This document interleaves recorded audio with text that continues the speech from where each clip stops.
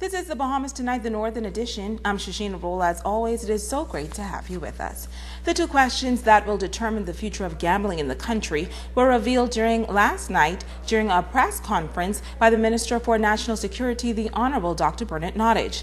Well, come January 28th, Bahamians will be asked, do you support the regulation and taxation of web shop gaming? And do you support the establishment of a national lottery? According to the minister, who is responsible for the parliamentary registration department, he says an advance poll will be held on Monday, January 21st. Persons wishing to vote in that early poll will have until January 10th to submit the relevant completed application forms to the parliamentary commissioner. Now, Bahamians who are eligible to vote in the recent general election can vote in the referendum. Persons who reach the age of 18 after May 7th and all other eligible Bahamians have until January 10th to register leading up to the January 28th referendum. The Parliamentary Registration Department will engage in a process of public education to ensure that the public is fully aware of the regulations governing this referendum. Now, Dr. Nottage says the result of the poll will also be determined by a simple overall majority vote. Well, President of the Grand Bahama Christian Council, Bishop Arnold Pinder, says the Christian community plans to intensify its campaign against gambling as the January 28th referendum approaches. Bishop Pinder says the church believes legalizing any form of gambling will only wreak havoc in the nation. The most people that I speak with daily, they said even though they play the numbers, but they are going to vote no, because they would hate to know that families suffer in spending their money and wasting their money in spite of the tough times, the rough times that we are going through. I believe putting a referendum like this forth, I believe is ungodly. Now, in the event the Christian community loses this battle and the electorate votes in favor of gambling, Bishop Pinder says the church will not lose heart.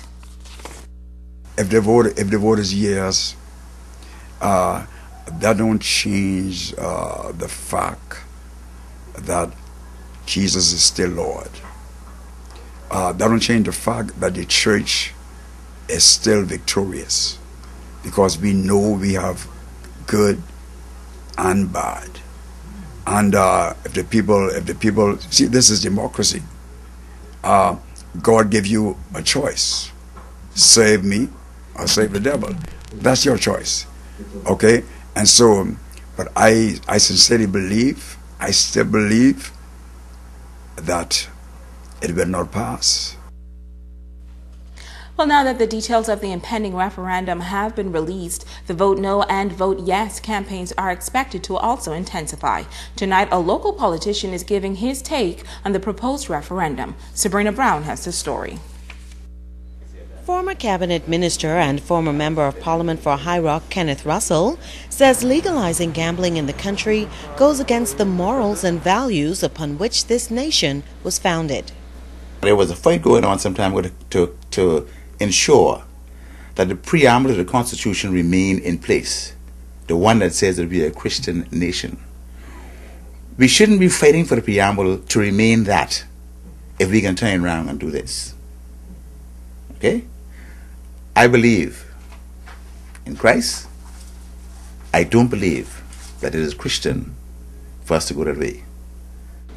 Prime Minister Perry Christie has revealed that web shops contribute over $100,000 annually in business license fees, while more than $5 million goes towards sponsorship and donations on a yearly basis.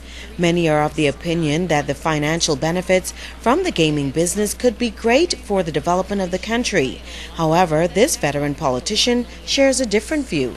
There are other things we can do to cause that to happen, and not this. Okay? We say we are a godly country. Let us stay that way. Russell is appealing to Bahamians to ensure that they fully understand the issue at hand. He says there are consequences. All we have to do is go on the internet and we could search up what happened in other countries. Like someone said to me the other day, you go on the main boulevard in Las Vegas and it's all glamour and glitz. go one street over and see what the glamour and glitz has caused. Okay? So we need to understand that it's not as simple as. Okay? It has consequences. Russell, who served as a cabinet minister under the former administration, says while a referendum on gambling was also a part of the FNM's agenda, his position has not changed. The former Prime Minister will tell you I felt that way then, but he will also tell you this. Contrary to what has been said, he did his due diligence, and he was not convinced that the Bahamian people wanted this. That's why it didn't come forward.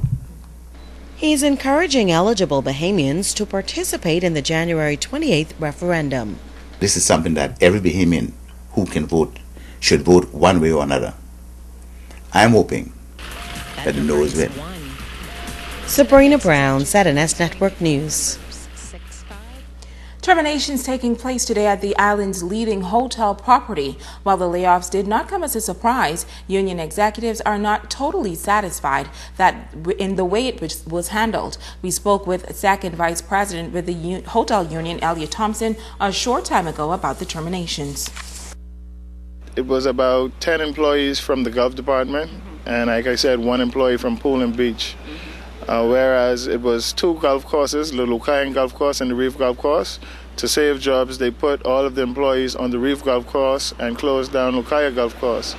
Now they're saying they need only enough staff to complete the Reef Golf Course.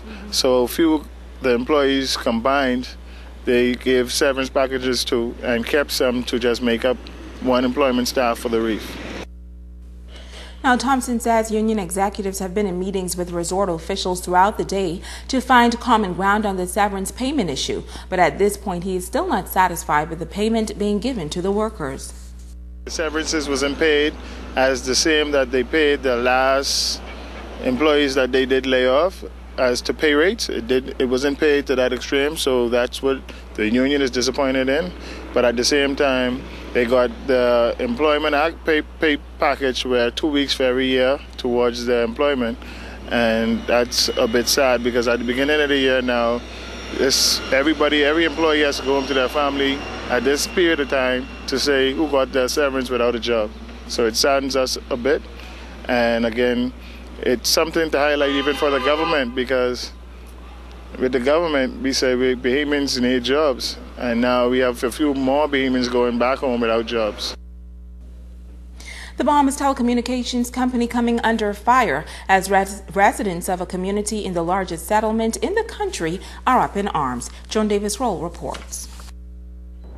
Residents of Hannah Hill, 8 Mile Rock are upset. They're frustrated over the fact that this past holiday they could not access the invitation by BTC to power the world of telecommunications, neither were they able to reach out and touch the lives of their loved ones because they had no landline telephone service. Irate resident Loretta Jones is speaking out. Week before last, me and my husband went to Patilco and we reported that the phones are dead in this area. And no one came. We ain't hear nothing, we ain't know nothing. They didn't explain why it's dead, and no one came to say, well, we having this problem and we will try to deal with you soon. No one say anything. So I am tired of it because we have family all the way in Nassau. That's my home, and my children was trying to reach me, can't get me. All my brothers and sisters, them, nobody was able to reach me. And I decided I'll have to let ZNS know, because somebody have to know what's going on. Another Hannah Hill resident, Clarence Thompson, is fed up with the situation as well and is calling for answers. My phone has been out for about 2 weeks now. Yeah, and when it's up, it's never working properly. You always have like static or water or whatever in the line. It's never working properly. I hope they could send someone down to try and rectify this problem, because it isn't working at all. It stinks. Both Jones and Thompson say not having telephone service in their home did put a damper on their holidays.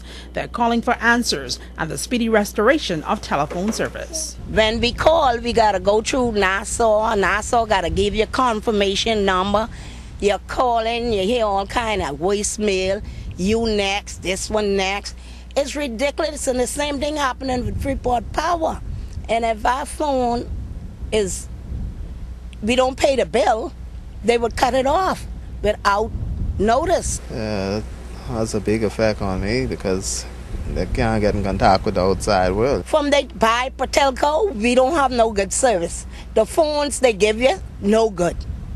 You use the phones about 2 weeks. Next couple of days, the phone ain't no good. You can't call nowhere. You can't hear nobody if they call you. Joan Davis Rolle, ZNS Network News. Well, ZNS News contacted BTC's local manager, Michael Lang, who stated that he was unaware that some residents of Hannah Hill were without landline service. Lang stated that several weeks ago, phone services in Hannah Hill was interrupted after copper was stolen from that area. But since then, the copper has been replaced. Lang then committed to looking into the matter immediately in an effort to rectify the situation. Stay with us, there's more news right after this.